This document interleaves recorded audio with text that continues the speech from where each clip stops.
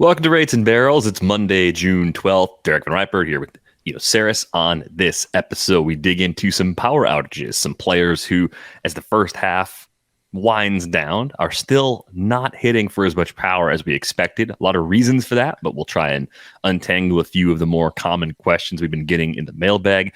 A lot of mailbag questions on this Mailbag Monday, and we begin today with something from the college baseball playoffs. Many people last night were watching the Stanford-Texas game because I think it was really the last baseball of the night. That game was still running well after the time Sunday night baseball between the Red Sox and Yankees wrapped up, and they were concerned about the arm health of Stanford pitcher Quinn Mathews, who finished a complete game with 156 pitches, which is a boatload. And I understand why people are upset. It's a lot of pitches for any pitcher, especially someone who's not getting paid a big league salary to throw baseballs. So, what should we make of this? Stanford got the win.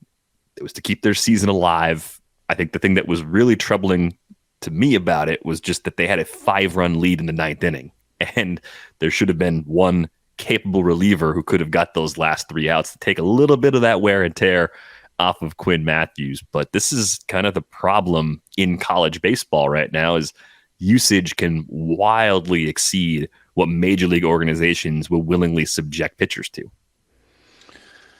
Yeah, I mean, it's so tough, looking at these young people and just knowing that, like, just by numbers, they're not likely to be stars in Major League Baseball. Even as good as the Stanford program is, maybe one of those guys makes it to the major leagues, and they've got prospects that people like, but this could be the biggest moment of Quinn Mathews' baseball career. Could be. I mean, it might even be likely. It's hard to say. He was picked in the 19th round of the draft last year, decided to go back to Stanford for another year. I was looking at Pipeline's rankings of the prospects in the 2023 class. Quinn Mathews just outside the top 100 overall. It's across all positions. So this is a guy who's going to be drafted probably somewhere in that 3rd to 5th round range this year. And, we can get into the hit rates on picks in that range. But to me, that's kind of in that sweet spot of, I don't know, close to a coin flip to actually reach the big leagues, which I don't know. Like the bigger question here is just like, how much should we let a high school pitcher versus a college pitcher, as you age, how much of a say should you have over your own workload, right? I mean, if Quinn Mathews tells Stanford's head coach, David Esker, coach, I want the ball. Let me keep the ball. I got this. I'm taking this. At what point is that okay? If it's ever okay. Like, is it on David Esker? Is it his job to say, Quinn, look, I know you want the ball, but I want your elbow to be intact someday, like beyond the end of your baseball career, if possible. We got this, you get your teammates, they're going to take care of it. So there's that question too.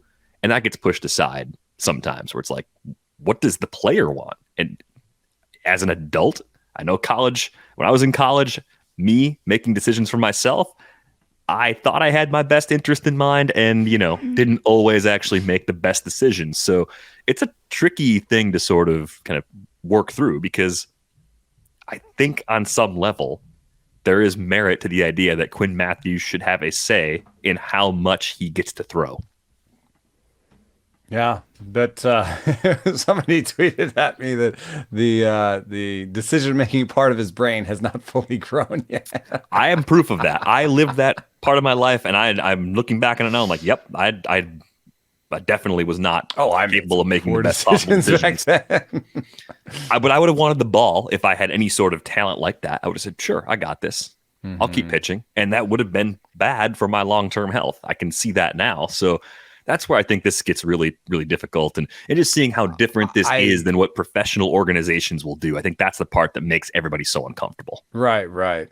And I think, we'll run through that in a second. There is some research here and some reason why we've seen pitch counts go the way they've gone in Major League Baseball. But I want to push back just real quickly on the idea that he might be a coin flip to make the big leagues because at 107th on the Baseball Prospectus, that's in one draft, right? So I think you're right about where he might go, sort of fourth, fifth round guy.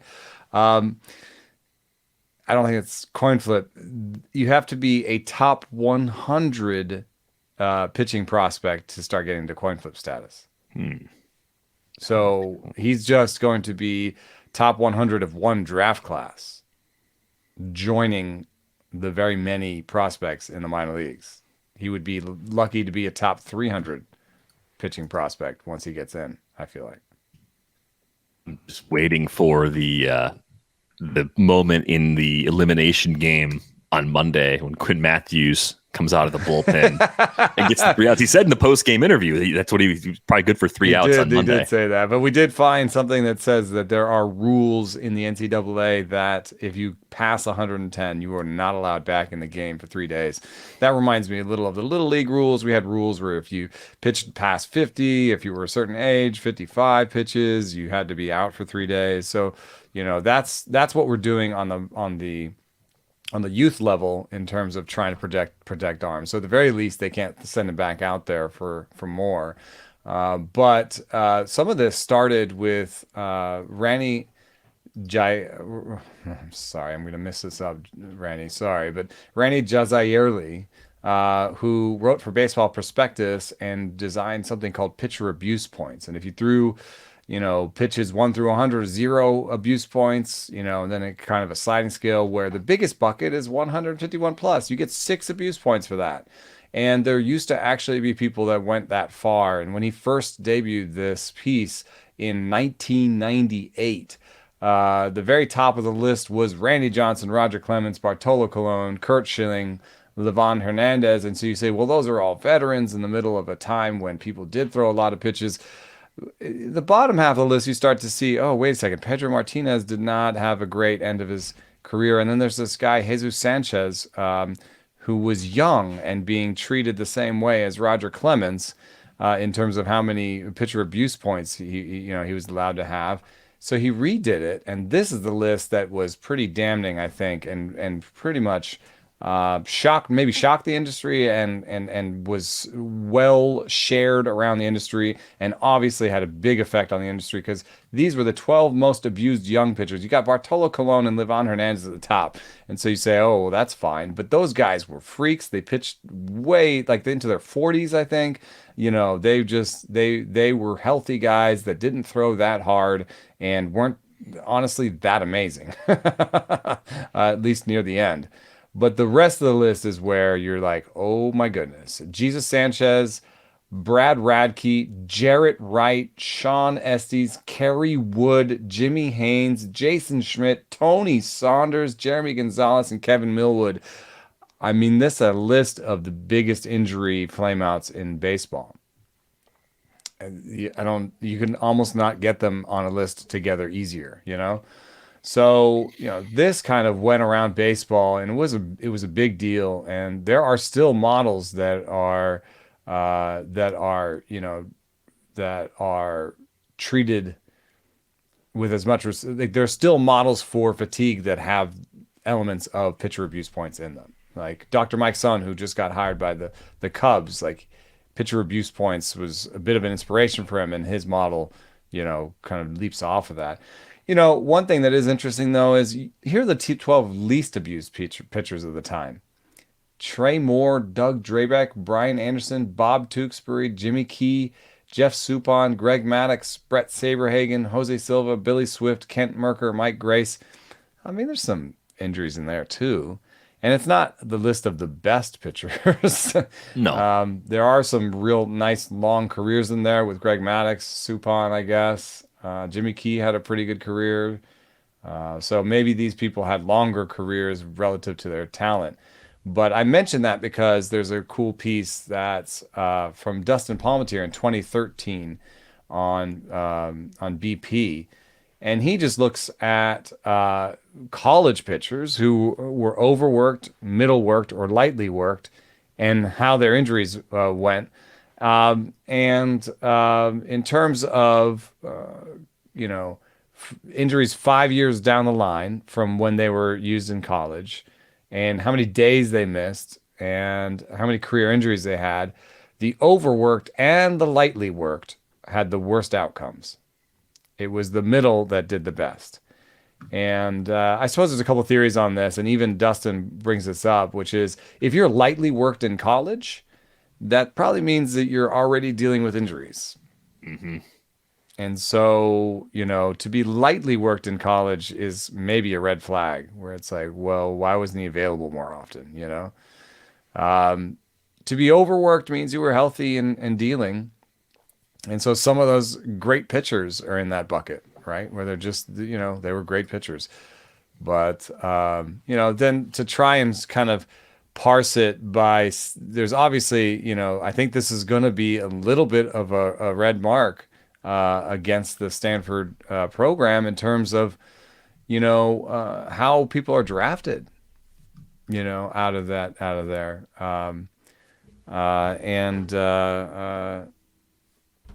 Oh, the family's in town and they're asking if I want In and Out. Sure, Do you? Yeah, I guess so. I'm running today. I can eat In and Out. Real quick, what's your order from In-N-Out? Because apparently if you walk in and just order off the little menu, you're out of your mind. You're supposed to tell them something that you want that's not even on the menu.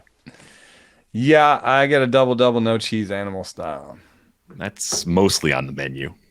Yeah. But anyway, to get back to which program is the worst, I would say that you would consider this like, we had this piece of information. Boris McCracken, who advises different teams statistically and was the creator of DIPS, defense independent pitching, said that the pitches thrown and pitches thrown per start and numbers like that are a huge factor. Maybe I think he said one of the biggest factors in his college pitcher model. So this is something that people really think about. It has to be considered a bit of a red mark against Stanford pitchers. And if you look at other programs, this is old, so it might not be true anymore. 2016, they probably have new head coaches and everything's different. And back in 2016, it was Florida, Georgia, UNC Asheville that were overusing their pitchers, and UCLA that was the nicest to its pitchers' arms. I think that's about the time that Garrett Cole was coming through there. Yeah, well, I mean, it's such a tough thing to break down for so many reasons. I mean, the other part of this, even thinking about how you get guys who are in that lightly used group, is the workloads they had when they were high school age pitchers across travel ball and all those different environments, and how difficult it is to get even the that little league rules information that I'm talking about. Yeah. These have been implemented recently. Before then, your little league coach could have used you over and over again if you were good. Yeah. I mean, it's rough. So the main reason we're talking about it is because it was an eye-popping total. It was an amazing start. I mean, it was one of the best pitching performances in college baseball this year by far, but it's just alarming how much of a workload it was. And it's been a big source of debate. How do you keep pitchers healthy? I don't think that's the answer. But the other part of all this is, even with all these changes in the time since this originally kind of came out 10 plus years ago now, we're still breaking pitchers. We're just doing it with sitting close to max and throwing harder, and we've found new ways to do it. Whereas it used to be extreme workloads, now we're just like, we'll keep throwing harder, keep throwing harder, keep throwing harder. And we're breaking pitchers, but that's okay. We'll just keep throwing harder. Yeah, it's kind of a dirty underside to this industry that seems like supply is never really a question. And so if I'm always going to have another arm that I can reach for, then it seems short-sighted. Maybe the Cubs are doing something interesting. If you do look at things like how many innings did your top 5 starters pitch, that's really well correlated with overall wins. And without even questioning the amount of the quality, because you just assume that their top 5 pitchers are better, and if they pitch more, then that's good. And so there's got to be some team out there that can be the anti-Rays, that can say, well, we're going to try and keep our guys healthy so that our best pitchers are always in. I don't know. That seems really difficult to do, and I don't think anybody's done it, because if they had, we might have noticed by now. And there was like this idea that that like the White Sox kept pitchers healthy for a while. Remember that? It was Cooper. Yeah, that was a thing. And then I talked to a pitcher that pitched for him. He said, "Yeah, he just told us not to report our injuries." Okay, that's one way to try and make it seem like you're keeping people healthy. Yeah, wow. Nice. Highly evolved techniques. Yeah, we keep our pitchers healthy because they keep their mouths shut. Didn't work, shockingly. Try again. So, of course, more to come on the old pitcher injuries topic, but we wanted to focus today a lot on the mailbag and then, of course, power outages. We've got players who, as we are in the middle part of June now, or approaching the middle part of June, who have disappointed from a power perspective. Michael Harris is part of that group. We talked about him a bit on Project Prospect last week. The underlying numbers still look so good with Harris that he screams target and trades. Like if you're trying to win now or trying to win later, makes sense really in both scenarios. But what really got me thinking about power this weekend is I watched a lot of that White Sox Marlins series, and Tim Anderson is just not Tim Anderson anymore. He is so broken right now. Tim Anderson is still looking for his first home run this season. He's up to 200 plate appearances on the year. There were some warning signs last year around the lost time. A .395 slugging percentage was a career low for him. A 5.8% barrel rate was a step back from where he was in both 2021 and in the shortened season in 2020. But everything seems off right now. Tim Anderson is crushing the ball onto the ground. He's got a 63.8% ground ball rate. So we have one major problem working against him, even though the hard hit rate is up 44.7%. So it leads us all to a question about Tim Anderson. Is this fixable for the White Sox or potentially for another organization if he ends up getting dealt at some point this summer? I mean, I think so. There's always been the ground ball rate has always been an issue for him, but you know, he found success in 2020 and 2021 with a 55% combined ground ball rate. So do I think he's necessarily going to get back to the 207 ISO that he had in a shortened season in 2020? No, because that looks like a very much an outlier. But do I think he can get back to the guy who hits 15 to 20 homers a year? I think so. Unless there's something, you know, that's just been really hurting him for a while. You know, the hard hit rates are an example of why the long-term, the long-term prognosis of, you know, what the back of his baseball card says is another reason why. But I guess the flip side is he's 29. And interestingly, he's always been a guy who in the past has sort of beaten up on sliders, has been a big part of it. And this year he's not doing anything against sliders. Sliders usually are low in the zone, right? And so if you're hitting sliders hard into the ground, you're not going to be performing well on them. And that could be just what he's doing. He's just hitting sliders hard into the ground. Now, did he lift those same sliders before? I don't know. I feel like I think this is missed time not allowing him to get into a groove. That's how I would read it. Yeah, he had that knee injury that cost him time to begin this year. It was a hand injury that shut him down at the end of last season. I think my reason for still believing there can be a rebound is that hard hit rate, right? It's not that he's pulling the 32% hard hit rate underneath the lost barrels and the ground ball rate spiking. There's still some quality contact in there. It is interesting for another player coming off a knee injury that he's 7 for 8 as a base stealer. The thing that you'd expect to not be there is there, and it's the power that's gone missing. Well, it's a good sign that maybe his knee is healthy. I mean, it makes you think that it's not the knee causing the power to be a problem, right? What was the hand injury? Was it handmade again? No, I don't remember if his was a hit by fractured pitch. hand, I think, right? Hit by pitch. Hit by pitch, I think, last summer. Yeah, so looks pretty good. It seems like a pretty easy player to get, and maybe some of them in some shallow leagues might end up on some waiver wires in the near future because the slash line is bad on the surface. And as far as the bounce back goes, are you expecting him to sort of split the difference between his pre-2019 averages before he became a threat to win a batting title? It seemed like every year. Is he going to go back to being like a 250, 300 2020 guy if he gets back to the 2020 level? I think he can. I think he can hit. I mean, he's hitting 263 while he's struggling, right? So I think he can hit 260, 270, 280. I think he can do that. He can have a good batting average. And all the projections have reduced the amount of expected power out of him. I think that I think the projections do a decent job in this case. 6, 7 more homers. Maybe take the higher projections for stolen bases because that actually is kind of sticky. Your how often you attempt to steal becomes stable pretty quickly. So you see the bat giving him 16 to 17 more steals, whereas other ones are hanging back at 9 to 11. So I'm going to give him 17 steals, 8 homers, and he's going to end the season with like a 275, 280 average, 7 homers, and 25 steals. It'll be okay by the end, I think. Not bad if you're able to hold out or possibly end up getting Tim Anderson onto your roster. Former teammate of Tim Anderson, José Abreu. Are there any signs of a turnaround now that we're almost 300 plate appearances into his season? 3 homers on the season, down to a 289 slugging percentage, one of the biggest fallers both in slug and in barrel rate. And I think this is where the situation is really different. It's not as though José Abreu is still hitting the ball hard and just not, lifting it enough.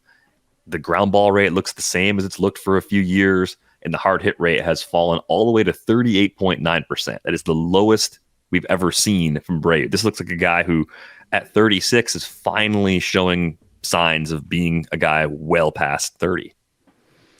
There's a pretty steady decline from the beginning of 2021. If you look at hard hit percentage on Fangraphs and the rolling graphs is not the StatCast defined one. It's a little bit more amorphous, and I think there's some bias and noise in there. However, if you do look at it, there's a really steady march downwards from the beginning of 2021 through 2022 into 2023.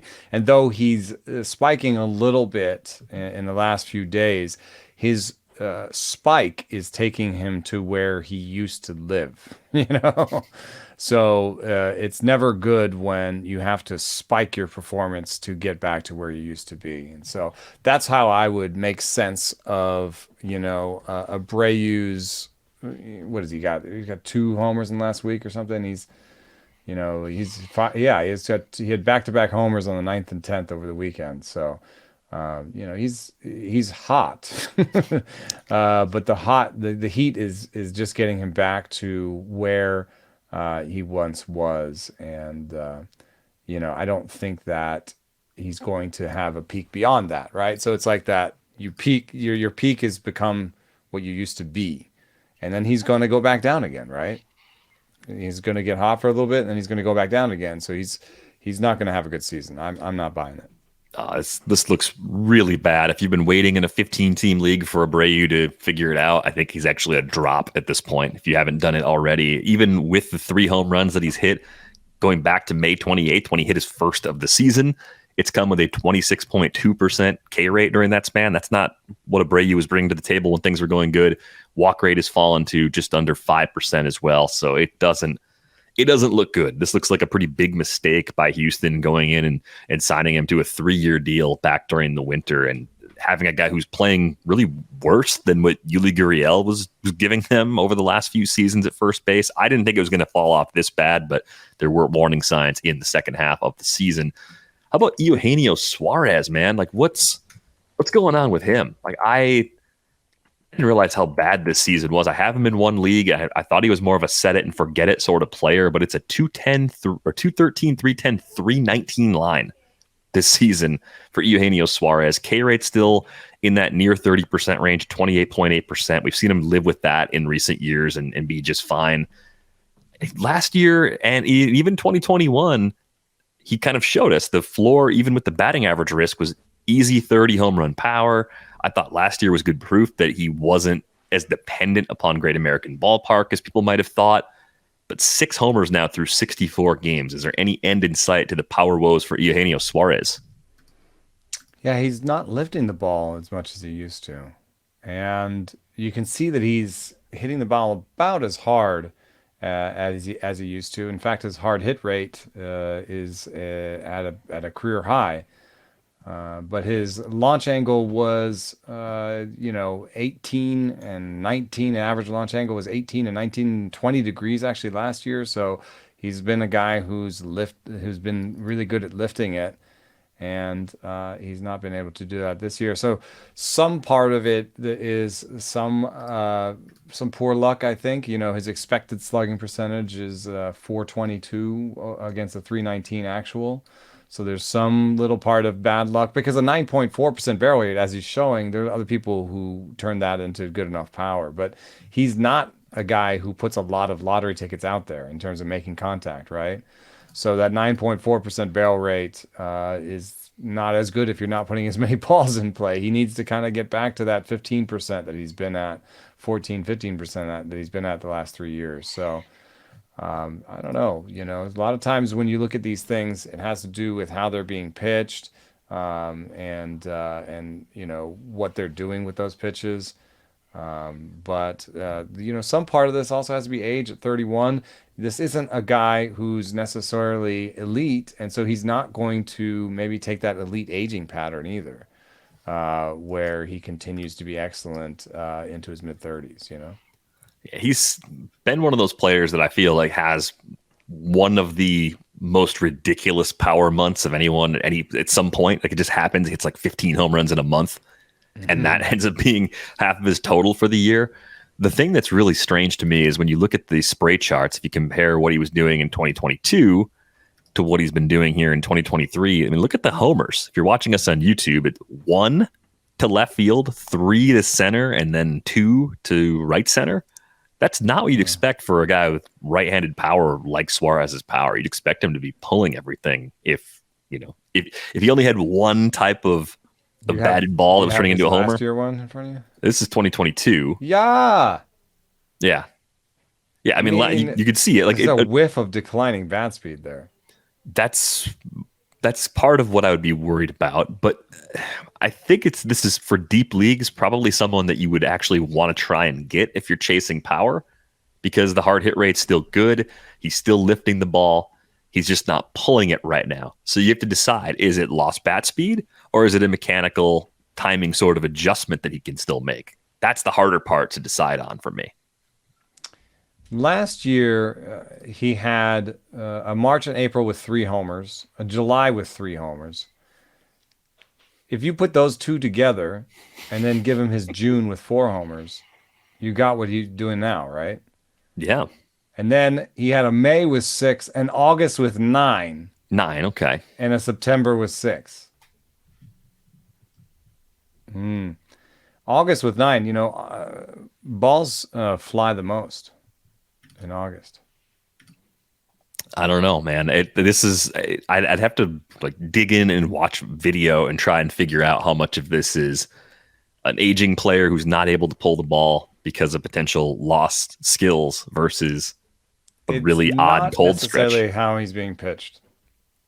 I'm looking at where his pitches are in terms of his heat maps, and they're in the same places. So the book on him hasn't changed much. A little bit fewer fastballs might speak to the declining bat speed. Or did I say fewer fastballs? He has more fastballs now than he did last year, but it's not a lot more. So I don't know. He's not my favorite type, because of all the strikeouts. I think the problem for me with Suarez is I think back to 2019, 12 homers in that July, 10 homers in that August, 10 more in September and October. That was 32 over the final 3 months of the season. That's a season. That was in 2019. That was the year of the rabbit ball. Oh yeah, the rabbit ball. So he had loved August, Binge before. Right? Yeah, in May 2018, in July 2018, 8-8 in those months. So he has those highs that are really good. Career homers, 53 in August. His most in any other is 43. Is that enough to trade for a guy? Monthly splits are dumb, right? They're very dumb. Except that the ball flies further in August and he's a fly ball hitter. Like, it could be as simple as it's cold in these places and he's hitting fly balls that are hitting the warning track. I'm in. I'm reluctantly in on Eugenio Suárez home run binge this summer. I'm desperate for power in a few leagues, so hoping it works out. There are a few early rounders people have been asking us about who have not been delivering power at the levels that were expected. I think we got this Kyle Tucker question back in May, and it's still relevant, I'd say, in the middle of June, believe it or not. 8 homers through 64 games, 429 slugging percentage is the lowest we've seen since that first time we saw Tucker in the big leagues back in 2018. He struggled in a big way, of course, when he debuted, but has put together a really nice run kind of going back to 2019, even with the exception of those Ks. 8 homers, 10 steals, and 11 attempts. Still getting you bags. It's a 268, 345, 429 line. Is something wrong with Tucker? We're seeing a little drop in barrel rate. Hard hit rate still good. Ground balls are up slightly. Is this an adjustment that he can make and continue to provide something that looks like first round value the rest of the way, even though it hasn't been there so far? Oh no, now I'm going to do first half, second half splits for his career. No. I know. Is that the dumbest thing? I'm being dumb. Let yourself be dumb. I'm not going to let myself be dumb because, his WRC plus in the second half is 17 points higher. His batting average goes from 258 in the first half to 282 in the second half.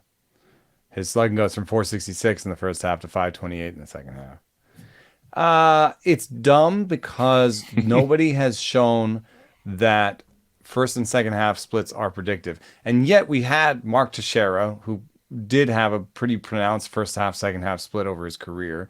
And then I have this one little piece of knowledge about how he works. Kyle Tucker is a tinkerer and a feel guy. And I could see that just being something that locks into place. Maybe that locks into place less often than a video and science guy, you know what I mean? Like, possibly. Or maybe that's just been how it's worked for him. But in every case, Kyle Tucker looks good under the hood in the beginning of the season and then has the second half that you think he'll have. So I am fully on board. If there's any window for me getting him, I'll do it. I know the barrel rate is down a little bit, but in terms of, the contact rate, the walk rate, the chase rate, the speed, the athleticism, it's all still there. And I think he's just a little tweak away from being back to where he was power-wise. Yeah, I think the good news, if you have been rostering Kyle Tucker or if you're in a situation where somehow someone's going to trade him to you, is that he could underperform power even for the rest of the season. Projections kind of have him in the 16 to 18 range between zips at the low end and I think it's the Fangraphs depth charts at the high end. So I'd put the over-under at 17.5. If he hit 17, he'd finish with 25. He's probably going to steal another 15 bags. A 25-25 season's not that far off from a 30-25 season like a year ago. Yeah, if you lost 5 homers, I don't think that's doing anything to your league. Not the end of the world. I think where you might be a little more disappointed, though, would be in the runs and RBIs because the Astros haven't quite been the Astros this year. And Jordan's hurt right now. You know that I saw some analysis that Jordan is sort of single-handedly powering that offense in a way. The analysis I saw was which hitters are the best at hitting high stuff plus pitches. Oh, that's interesting. And Jordan, of course, was just like number 1 or number 2 or whatever. He's absurd. And the rest of his team and lineup wasn't great at it. So they were like, if you're up against a buzzsaw, Jordan Alvarez is the guy who can solve it for you. And he's hurt. So that's a team factor that's not great for Kyle Tucker. That's true. But it's not a bad team, and they were without Jose Altuve before, so I could see this team sort of getting healthy in the second half, and that being part of Kyle Tucker's numbers improving. We're at this funny point, 65 games in for most teams, the Yankees and the Astros, and with the Yankees, it's Judge, and with the Astros, I think to a large degree, it's Jordan, where you have these superstar, amazing bats When those guys are missing, you look a lot more closely at the players around them, but the situation's not that different. Those guys are there every day.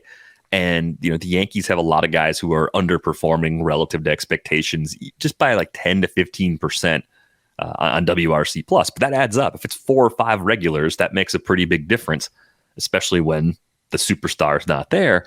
Houston sitting right there with the Yankees, a 98 WRC plus as a team, a 246, 314, 396 line. Like, even with the Altuve absence, I would have had higher numbers across the board. It's just not something we're used to seeing. So I do think the environment and the supporting cast is something you have to at least consider with Kyle Tucker as not being at the level we're accustomed to, even though, as you said, it's not bad. And it probably is better today forward, as long as that Yordan injury is not bad, than it has been up to this point. We should do a study on this. Maybe that'll be my fantasy piece this week. Is do people that hit the ball hard have a good hard hit rate but have a reduction in barrel rate? Do they regress towards their career barrel rate or toward their established barrel rate better? Maybe I could do like last 3-year barrel rate or something. So in this case, because his hard hit rate is better than it's been in the last 3 years, but his barrel rate is below where it's been in the last 3 years, does that make him better off than, say, someone who's not hitting the ball hard either? That's something we saw with Jose Abreu, right? So that seems intuitive, because I think, this is why it's intuitive, right? If you're not hitting the ball hard and you're not barreling the ball, then you have to fix 2 things. If you're hitting the ball hard and you're not barreling the ball, you have to fix 1 thing. It seems. So maybe I'll look into that for this week's fantasy piece, but it certainly feels that way today. The trickiest thing of all is, of course, the unknowns with injuries. Manny Machado, we know, is hurt. He's playing through an injury right now. 41.1% hard hit rates. We've seen that drop. That's his lowest of the StatCast era. So there's a problem there. Barrel rate, not surprisingly, down. We've seen actually a drop in walks, too. I think 6.2% for the walk rate, lowest since 2014 for Manny. Highest chase rate of his career. Yeah, highest chase rate so far of his entire he's career. Definitely pressing. I mean, this is the team that was projected to be, I think at some points when I looked, the best team in baseball, but definitely like a top 3 to 5 team when all the projections came out finally. And they have not played to that. And a big part of that has been the offense. So I know that he is cold as ice and he looks like, he never changes. His heartbeat never changes depending on the situation. But if you just look at the numbers, the chasing, that aspect, the walks going down, and just from watching him, I watch a fair amount of Padres games. He's swinging at pitches that are outside of the zone in situations when there are people on base. It's like he's expanding to drive runners in because the team is having trouble driving runners in. So I think there's a team factor situation here along with the injury factor. He doesn't have that magic, he's hitting the ball hard, just not in the air thing going right now. And he's currently still dealing with pain from the fracture in his hand. It's not like it just went away after 10 days on the IL. So I don't know that short term anything's going to change, but I don't know. This guy is 30 years old. It's not time for age-related decline.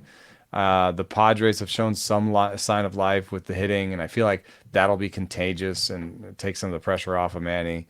And he still hit the ball 113 miles an hour, so the raw power is still there. So it's just more about having more consistent at-bats and not expanding the zone and just letting his talent fly. And I'd buy. I don't know. There's a little asterisk. Would you be less likely to buy in a dynasty league right now? And he's hitting 30. This could go either way. Because are we heading into like an oft-injured, glimpses of the great Manny of past, or is this just a blip at 30 and he's got 3-4 more years of great baseball in him? It's a great question because when players like this begin to show some signs of decline, especially when they're 30, if this happens at 27, 28, it's very different. There's like a psychological part of this. Oh, he's 30 now. So I don't want to be holding the bag. Oh, yeah. If this what continues. Sort of dynasty value does he have? Yeah. So, if the person who has Machado in a dynasty league or a keeper league is sitting there today and say, ooh, this is bad. It might not come all the way back to previous levels. So I'm probably not going to get what I would have got if I had just traded him in the offseason. Maybe I should take what I can get right now. You might get him for 60 cents on the dollar trade wise, and the actual value should be 80 cents on the dollar compared to where it was. So this might actually be a really good time to keep her in dynasty leagues to go get Manny Machado, even if you are all in sort of agreement that, okay, the peak that he had, he's just past this peak.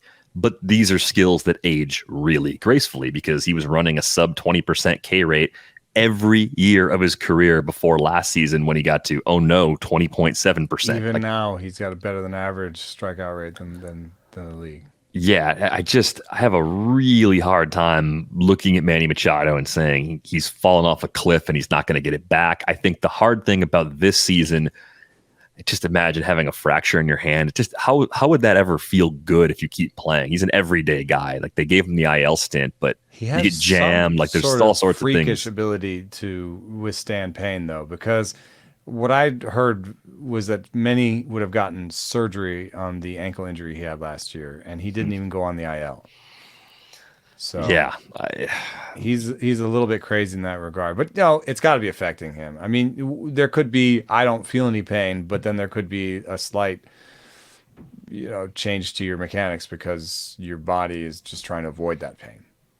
Well, to answer your question, I would probably be trading for him in Dynasty right now because I expect that there could still be a bounce back where he's an easy 25 home run guy next year with non-zero speed and probably a good batting average with great run production. This core, even though it's underperformed through the first half now of this season, they're not near that half, old. They're not that old. They're all still going to be there next year. So all the things we were expecting in these first 2.5 months, I think we should reasonably still expect them running through next season and taking advantage of that. Taking advantage of that now is something that you should really be trying to do as much as you possibly can. Yeah, that's true. All right, we'll move on from power outages specifically, although we did have a mailbag. We didn't have the big one. Oh, you want the big one? The big one. Mike Trout. Mike Trout's barrel rate has dropped in the top 25 in barrel rate. His barrel rate drop is the same as Elvis Andrews. Sing it from the rooftops. Mike Trout is toast. He's done. It's all over for him. He's 31 and that's it. Well, an interesting thing happens. When you're Elvis Andrews and you have a 4% barrel rate and you lose 3.5% of that barrel rate, it's a lot worse than if you're Mike Trout and have a 19.7% barrel rate and lose 3.5% off of that. This is, 3.5 percentage points is not the same for each guy. So Mike Trout still has a 16% barrel rate, which is really, really good. He's not showing any signs of missing pitches more often or chasing pitches. I don't even see a real problem in his ground ball fly ball mix. Yes,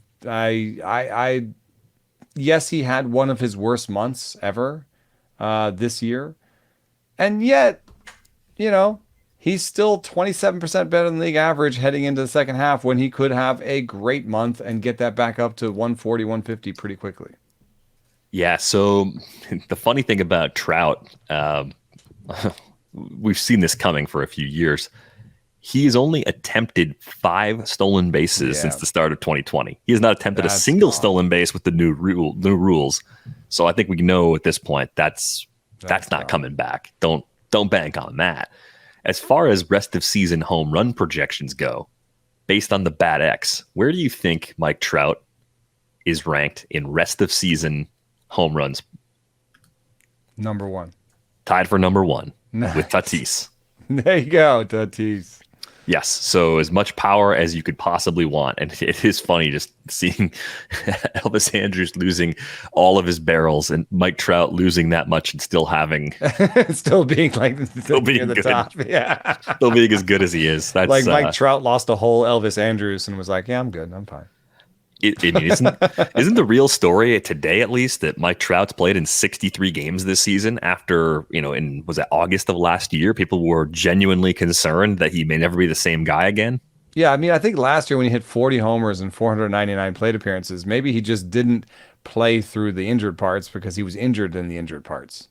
Like Whereas really this hurt. year, Yep. he's like, my calf doesn't feel great, but I'm still trying to get Shohei to stay here, so I'm going to get out there and maybe go 1 for 4 with a single. Yeah, that could be. But he's seemingly fine. If you have anyone willing to trade you Mike Trout, by all means, trade for him. I mean, I think the power and run production is going to be there, and it's going to be as good as just about anybody in the league going forward. And unless you think that we just basically said for almost everybody they'll be fine and pick them up, I will say that when I look at this losers in barrel rate, season to season grid, which you can do on Fangraphs pretty easily, you just go to season stat grid, year to year changes. I put 100 plate appearances in the current season, 400 last year. And you can just see who's lost the most.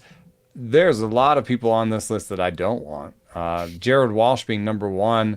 He is one rib short of a full rib cage. And I think you're seeing in the numbers that he's not the same as he was. So I had held on to Jared Walsh stupidly in one league, waiting for him to come back. And I'm ready. I think I did just drop him, or I'm definitely ready to drop him. I did just drop him for Corey Julks because of the injury to Yordan Alvarez. Who else is on here? Luis Urias. I'm going to give him a little bit of a pass because he's just coming back from injury. I'm going to wait a little bit longer on that. Luke Voigt released. Michael Chavis. Not interested in as I used to be interested in him in sort of a deep league or a streamer in 15 teamers. Daniel Vogelbach is that's a real problem for him. Suarez we talked about. Carlos Santana I don't necessarily say I advocate. Jesse Winker definitely not advocating for his pickup. He looks like those surgeries have really taken a toll on him. Javier Baez no for me. Whew. Jose Abreu no for me. Trey Mancini is a short side platoon guy now. He's a no for me. Eduardo Escobar is a no for me. Colton Wong, I dropped in a 20-teamer. Yeah, he looks done at the plate, unfortunately. Yeah, so there's some ones here or there. Austin Riley, I'm not as worried about. There's a little bit of a case with Austin Riley that's Troutian, not that he's necessarily as good as Trout. But he had such great batted ball stats that he went from a 16% barrel rate to a 10% barrel rate. There's still a fair amount of barrels in that bat, Kyle Schwarber, not too worried about. Mike Trout, not too worried about. So it's not generally a good place to live, but we've discussed some of the guys that we think can claw their way out of this list. How about Jeremy Peña? Down from a 9.6 barrel rate last year, had a lot of injuries too, and you could kind of cherry pick that name on there. Some good numbers from last year and talk yourself into another level still being possible. He's not walking a ton. K rate's improved a little bit, but he still chases a good number of pitches outside the zone. Yeah, is Jeremy Peña someone, like, let's say you're not playing for this year and you don't have a shortstop. Are you trying to trade for Jeremy Peña and keep her in dynasty leagues right now because you think it's going to get better? I don't know, man. I mean, he's 25. He's not as young as some other guys.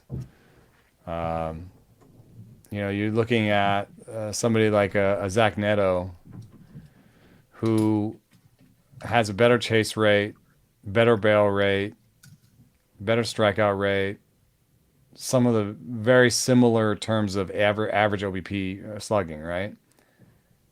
I think I'd rather have Neto.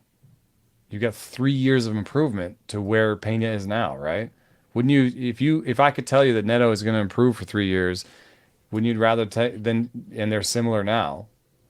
You'd rather take the younger guy. Neto's already striking out less, and he's only been in the league for a couple months, so. And Peña, like, next year will be his peak season in terms of what the research says. And right now we have 800 plate appearances where he's been the exact same guy. 250, 300, 425. Like, he's been that in every point of his life except for the playoffs last year. Man, I wonder, are the Astros actually in danger of finally starting to break down a little bit? Like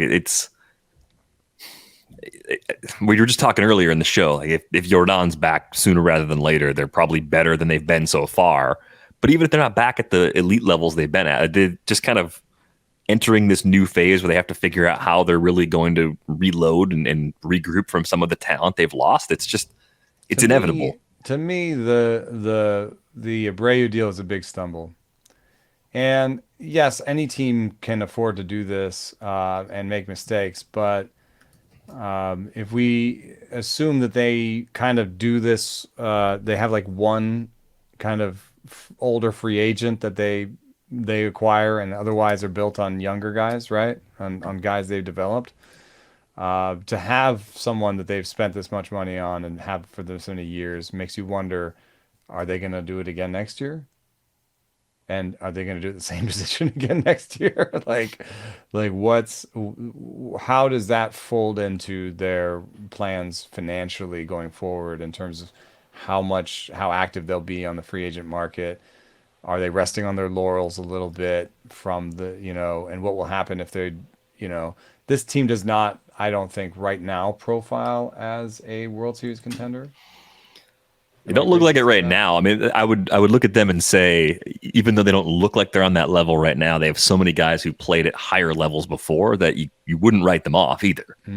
That's true. But we're beginning to see this happens with any great team for 3-5 years. You hit this level, you hit this window, and eventually that core ages. You lose players to free agency. Some guys get hurt, and that next wave, it either has to show up as the current wave sort of moves out, or there's a little bit of a lull. And I just wonder if the Astros are in a little bit of a lull or a potential longer one. And they're still in really good shape with Framber and Javier and Hunter Brown. That's a really good first three in that rotation. They've still got a very good A bullpen out of that group. They still, like the pitching wise, they seem like they're still really good because you got a guy like JP France who, Fangraphs put a 40 future value on him. It is interesting. They put a 40 future value on him, but they said he had a 50 fastball, 50 slider, 50 curveball, 50 cutter, and 45 command. Sometimes you look at that and you're like, how does this all add up to a 40 then? Yes, that is one of the scouting skill combos that I'm like, wait a minute, that math doesn't make sense to me. Yeah, so he also led the league, led the minors in strikeouts in 2022 or something. So this is a guy who I think I would count as a player development win again, where you've got a guy who has these multiple pitches that, supposedly didn't have good enough command, and they're making the most of him by sending him to the right locations and avoiding these other locations and not asking him to paint the corners, but to just make the most out of the pitches he has. So I actually like France better than his rest of season projections. And I think that, he's key for this team to stick around. But them stretching out Ronel Blanco, who has, I would say, 45 stuff and 30 command, instead of Brian Abreu, who has like 70 stuff, and I don't know if I've ever seen a 25 command grade, but maybe he has that. It was an interesting decision. So that is where I agree with you. I'm starting to see cracks. To see cracks. Like doesn't mean they're not good. JP France is like a total typical, we're the Astros and we just picked up France out of nowhere and nanny boo boo, right? But Ronel Blanco is a little bit more like what other teams are doing, which is like, oh crap, what do we do? Mm-hmm. Yeah, having only seen Jose Altuve in the lineup for 15 games this year has definitely been part of the problem. But I look at Peña and I look at Bregman having another kind of prolonged stretch where it's just kind of it's okay. It's just okay. Like it's working, but it's not working at the level that we had all thought it would, or at least where I thought it was. After he outperformed all of his barrel rates, and and he's done that for a long time. That's just suddenly it seems like maybe he won't do that again. Yeah. Well, I don't know. It's I'm not trying to rile up Astros fans. I'm more just asking the question of like, how long will it last before we see them actually miss the playoffs and then be more of a question to play in October? Because it's been a certainty for the last part of the half decade. They've been that good for a long time. Lots of mailbag questions. We'll try to lightning round our way through it. Is there anything wrong with José Ramírez? We've seen this before. We've seen a really bad first half from José Ramírez before. And it's funny because we got an email from Ryan last week, and José Ramírez has homered 4 times since that email was sent. So I think the answer is really, if you're worried about an early round player, just send an email to ratesandbarrels@gmail.com. Just ask what's wrong with a player, and they'll hit 4 home runs in a week. Games had 3 homers in it alone, but right. I do think that when you see career splits for a guy who's played in the same stadium, and you see that when their slugging percentage goes from 496 to 516, that's not a big jump, but I would say that might mostly be weather in Cleveland, something we've talked about before. So the weather's getting warm. I would expect even Josh Bell has shown signs of life. So I would expect bigger scores coming out of Cleveland on both sides of the ball. Yeah, I think you look at José Ramírez, he's not chasing pitches outside the zone a ton, kind of at the same rate as last year, which is only a notch above what he did at his peak. Maybe the stolen bases are in danger. He's 5 for 8 so far this year in 61 games, but K rate's good, walk rate's good, hard hit rates are in line with recent norms, still putting the ball in the air a lot. I think this is ultimately a long, slow start that has already started to turn around in the last week or so, especially. Thanks for that email, Ryan. Peter wants to know, what's going on with Ryan Mountcastle? Is there anything in his profile that you think means we should believe the results more than the barrels, or is he just someone who's had a run of about 850 plate appearances of bad luck over the last 2 seasons? Ryan Mountcastle was more affected by Mount Baltimore than I think anybody else on the team. It is Mount Baltimore was a huge change to the park factors for right-handed hitters in Baltimore. It is now one of the hardest places in baseball to hit a homer for a right-handed hitter. And so you see his barrel rates have gone up since 2021, and his home run rates have gone down. I still think he's like kind of a true talent. I mean, I think he's a true talent 30 homer hitter who's now in a park that's going to steal 5 homers for him every year. So if you're the Orioles and you've got all these prospects coming up, is it unreasonable to trade Ryan Mountcastle because he doesn't fit your ballpark particularly well? My in and out is here. Sorry. Well, we'll let you get to that here in just a minute. But if you move him, maybe that's actually smart because you're not going to be able to maximize his value anyway. He's a player with no real defensive value. So maybe you should flip him to a team that just needs right-handed power. You think about teams that would be interested in Eloy Jimenez. Those same teams would have an interest in Ryan Mountcastle so long as they don't have someone locked into the DH spot. Awkward timing right now, unless it's for pitching. I mean, the Marlins are always looking for power. There we are again. Orioles, Marlins. We've done this a million times. I'm not going to let it happen. We're not doing that again. We've done that enough times. We know we'll have to take a victory lap if it ever does happen, though. Yeah, if I can get on a Ticket to Ride game again sometime soon, I'll make sure I get the trains from Baltimore to Miami and take a picture for everybody. Why do you want that card? Yeah, I mean, I don't think it's a great extension candidate for the team, and I think honestly for fantasy owners, they may be rooting for him to go somewhere else. But he's not a free agent until 2027, and I think in this ballpark, you're just looking at a guy who's going to hit 250 with 25 homers. Which is good, but not great. And it's not, it's not a standout in any way. He might have more trade value than actual intrinsic value to your keeper league team. All right, we got one more question we're going to get to, and then we will call it a show because soggy in and out is not good for anybody. I know, you got to let me get up there. So we had a question about Bobby Miller his slider velo and stuff, that his slider velo has been ticking up. This was from Saturday's game in the first inning. So have you seen anything in the model on Miller's slider actually getting a little bit better as he spent a little more time in the big leagues? Yes. There's a really cool regular sort of newslettery kind of thing that Lance Browzdowski does on Twitter. And I'm sure I just wrecked his name just awfully, but it has a lot of consonants in it. So Lance Brozbowski? Yeah. You got that pronunciation right.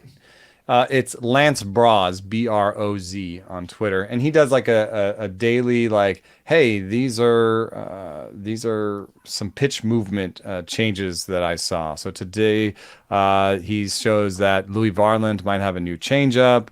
He looks at Taiwan Walker, had another small velo uptick. Braxton Garrett's slider, which Stuff Plus doesn't love a ton.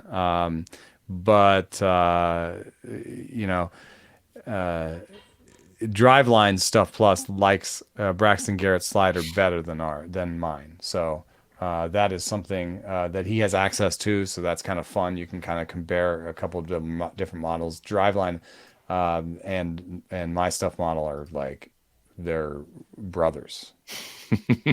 They're very, very similar structure, slightly different scaling. But yeah, Bobby Miller has been a guy that basically was my favorite out of all the young pitchers once I got to see his pitch modeling numbers. And I can look now, thanks to Fangraphs, at a last 7 days split for Bobby Miller. And I'm doing that as we speak. It has a 181 Stuff Plus on the slider in the last week. And as Lance put it in his newsletter when he noticed it, he said that broke Stuff Plus. We like that. Interestingly, though, his fastball grades are not great right in the last 7 days. I think that might just be a blip because we had them over 100 going in, and he was one of 4 or 5 pitchers that had 4 pitches over 100 and by Stuff Plus. So I think it's all there. 93 location plus in the last week is a little bit of a problem, but for the full season, Miller has a better number, I think, a 103 location plus, and that's bigger sample, better number. So I don't really see any issues with Bob Miller. No, it looks good in analog too. 23-7 strikeout to walk ratio through these first 4 starts. Hasn't given up a home run yet. Seems like a really important guy for the Dodgers right now with all the issues they've had in that rotation. If they can get him to pitch like a number 2 starter the rest of the way, dumb arbitrary number. If they get him to pitch really well though, and every 5th day he's giving them high quality innings, that matters. Like that's a huge thing for them right now. I know they've got depth for days, but they've just been really testing that early on this season. I think we saw, going into the season, we thought this would be more of a step back for the Dodgers, more of a step back year for the Dodgers than maybe even the Astros. What do you think right now? Do you think? Are you talking about my bold prediction? Well, I mean, yes, but I'm not trying to skewer you for another. I'm just saying, like, if you were comparing the Dodgers and Astros, who have both found victories recently, both regarded generally as the two best maybe player development factories in baseball. Like if you were doing an organizational ranking, we were just talking last week on the 3-0 show about front office rankings. Like, which one would you have ahead of the other? I'd still have the Dodgers ahead of the Astros. I think that's how it was before. I think I'm more same record right now. That's amazing. I'm more worried about the Astros. Like I think you can very easily look through the Dodgers system and you can read about their minor leaguers and say, wow, they've got another batch of great pitchers in the upper levels of the minors. Some of those guys are going to probably contribute in the big leagues. Ohtani package, even if everybody's saying Ohtani's not going anywhere. They seem like the team that most likely to be able to put together an Ohtani package.